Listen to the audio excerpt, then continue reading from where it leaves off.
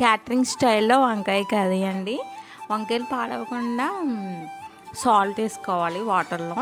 వంకాయలు కట్ చేసుకోవాలి. మీకు వీడియోలో చూపిస్తున్నట్టు వంకాయలు కట్ చేసుకోవాలి. వంకాయలోకి స్టఫింగ్ అనేది ఏమి ఉండదు.